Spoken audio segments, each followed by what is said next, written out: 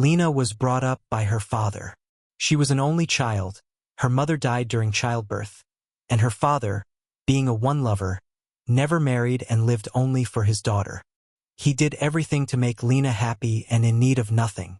Lena got used to the fact that she had the best toys, the most fashionable clothes, the best girls in the yard and at school tried to become her friends, and the most handsome boys wanted to be friends with her.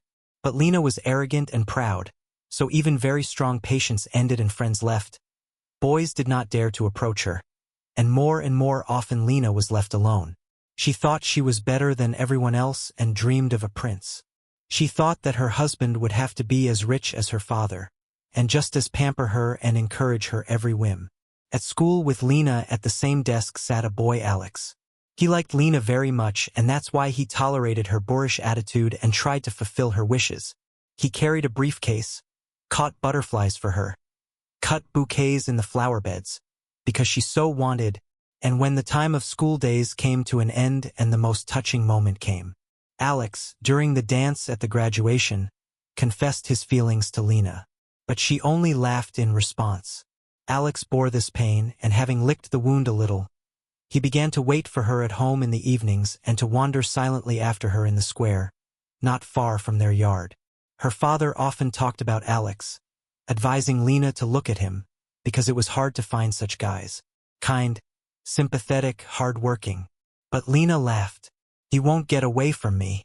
He'll be following me around like a dog all his life. No way with people. Finally could not stand the father. But it was too late to bring up his daughter. The time is gone. The girl continued to behave next to Alex as usual.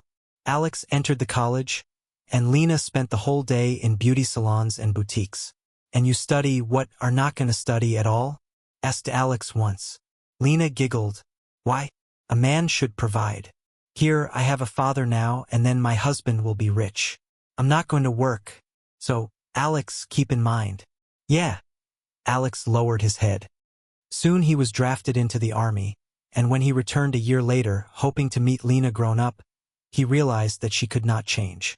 During a walk along the embankment, Alex gathered all his inner strength into a fist and stopped and looked resolutely into Lena's eyes. I've decided that I will try to open my own business. A month already sitting on the internet, and I think everything is more or less clear.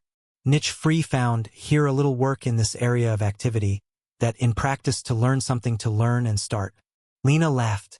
What kind of businessman are you? I don't believe that you can even start. Alex blushed thickly and again did not answer her anything, but confidently rambled.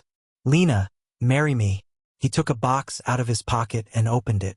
Here, I chose it for you for a long time. From the bottom of my heart. I want to be close to you. Always. Where did you get this cheap stuff? You probably bought it from gypsies? She snorted contemptuously. What a fiancé. When you can afford to give me diamonds, then come and see me, but don't come back to this subject.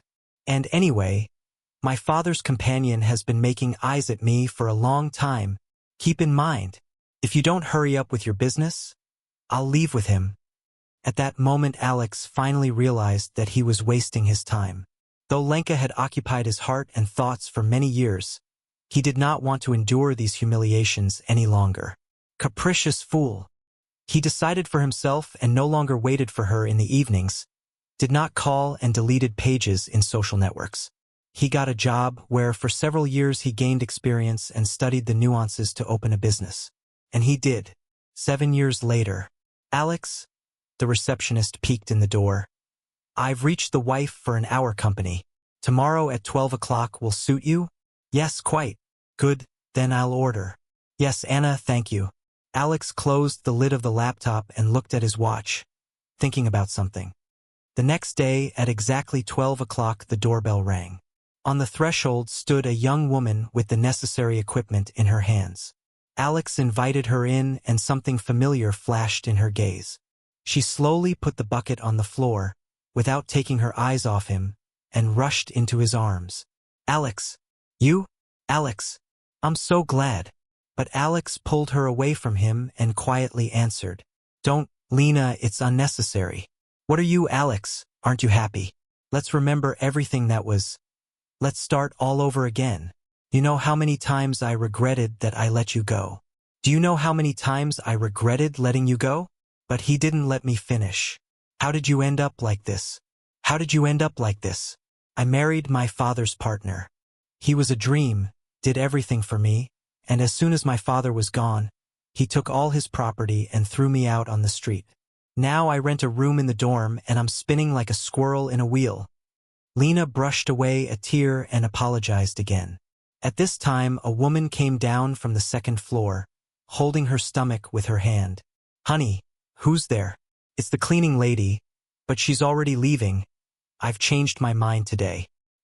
He looked Lena in the eyes and said, when you can afford to buy diamonds, then come and we'll talk. But he didn't really have any such principles.